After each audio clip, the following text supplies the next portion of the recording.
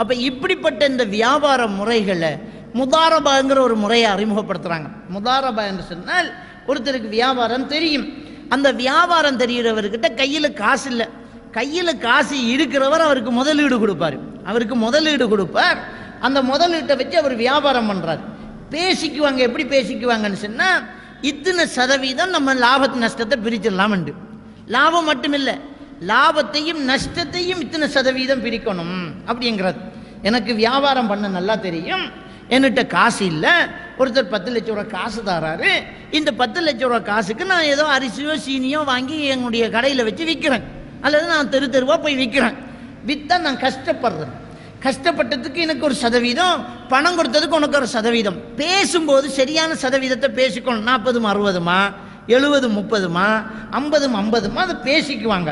அவங்க ஒத்துக்கிட்டாங்கன்னு சொன்னால் நஷ்டமும் அதே சதவீதம். மாதத்துக்கு ஒருக்கா கணக்கு பார்க்கும்போது இந்த மாதம் நமக்கு லாபம் வந்து 1 லட்சம் ரூபா, பேசினபடி 40% உனக்கு 40,000 ரூபா, 60% எனக்கு. இந்த வருஷம் நமக்கு 40, இந்த மாதத்தில் வந்து 10,000 ரூபா லொஸ்ட்டு. அப்போ உன்னுடைய முதல்ல 4,000 ரூபா என்ன செய்யுது, கழியுது. 40% எடுத்தல, அப்போ 10,000 ரூபா லொஸ்ட்டுன்னு சொன்னால் இந்த லொஸ்ட்டில் 4,000 ரூபா நீ ஏற்றுக்கோ. 60% எடுத்ததுனால 6,000 ரூபா நான் ஏற்றுக்கிறேன். அப்போ இந்த கணக்கு என்ன சொன்னால் கூடும் குறையும். இந்த முதாரபாவினுடைய அந்த கணக்கின்படி இந்த கணக்கு கூடும் குறையும். இன்னைக்கு என்ன நடக்குதுன்னு சொன்னால், இந்த வியாபாரம்ங்கிறதுல வியாபாரிகள் என்ன செய்கிறாங்கன்னு சொன்னால், உங்கள்கிட்ட வளவு வித்த காசு இருக்குது இல்லையா, அது தாங்க நான் மாதம் 20,000 ரூபா உங்களுக்கு லாபம் தரேங்கிறாங்க.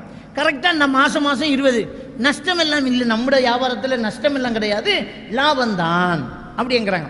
அப்போ நஷ்டம் இல்லைன்னு எப்படி சொல்ல முடியும்? வியாபாரம்னா நஷ்டம் வரலாம், அது ஒரு நஷ்டம் வாரது வந்து ஒரு எழுமாறாக நடந்துக்கிட்டு தான் இருக்கும். நம்ம எல்லாருமே என்ன செய்வோம் என்றால், நஷ்டம் பெறாத லாபத்தை தான் நம்ம விரும்புவோம்.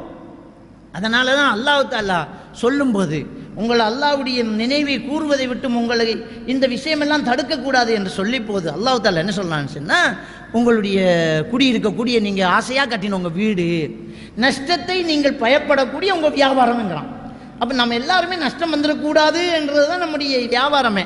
அப்போ நஷ்டம் இல்லாமல் லாபம் மட்டும், அதுவும் ஒரு வீதத்திலேயே கொடுத்துக்கிட்டு இருந்தால் அது வட்டி தானே, வேறு பேர் சொன்னாலும் வட்டி அது.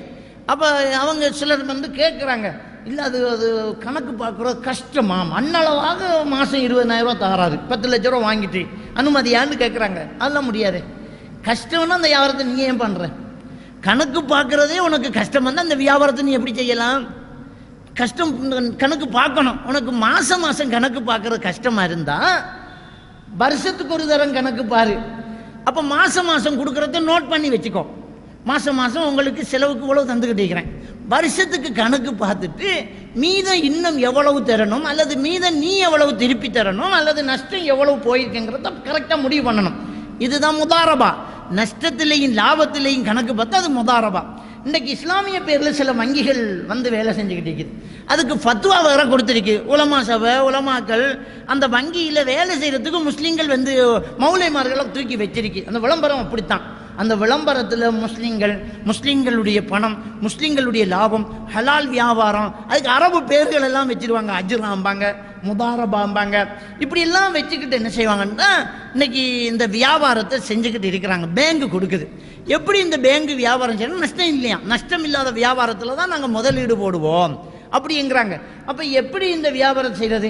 இன்றைய இந்த வங்கியில், இந்த இஸ்லாமிய பேரில் இறங்கக்கூடிய இந்த வங்கியில் கையை வச்சு நடுத்தருவுக்கு வந்தவங்க லிஸ்ட்டே நம்மக்கிட்ட இருக்குது.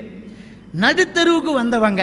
அப்போ ஒருத்தர் சொல்கிறாரு, என்னுடைய வீட்டை வச்சு உறுதியை வச்சு 1 கோடி ரூபா நான் வந்து இந்த வங்கியில், இஸ்லாமிய வங்கியில் என்ன செய்கிறாருன்னு சொன்னால் வியாபாரம், இன்னென்ன வியாபாரம் செய்ய போகிறேன்னு கேட்குறாரு. அப்போ கொடுக்கும்போது, அந்த காசை கொடுக்கும்போதே என்ன செய்கிறாங்கன்னு சொன்னால், 3 மாதத்தினுடைய லாபம் அதை நாங்கள் பிடிச்சிக்கிறோம் நாங்கள் அப்படின்னு சொல்லி 1 கோடி ரூபாவை கொடுக்கும்போது 3 மாதத்து லாபம் 27 லட்சத்தை பிடிச்சிட்டு கொடுக்குறாங்க. அப்போ அவர் கேட்குறாரு, வியாபாரம் இன்னும் நான் தொடங்கவே இல்லை, 3 மாதத்தில் 1 கோடி ரூபா கொடுத்த வர லாபம் 27 லட்சங்கிறத எப்படி முடிவு பண்ணாங்க? எப்படி முடிவு பண்ண? அதே மச்சம் பிள்ளையே. அப்போ எப்படி அது தெரியும்? அப்போ இப்படி அந்த அவர் லொஸ்ட் ஆகிட்டார்.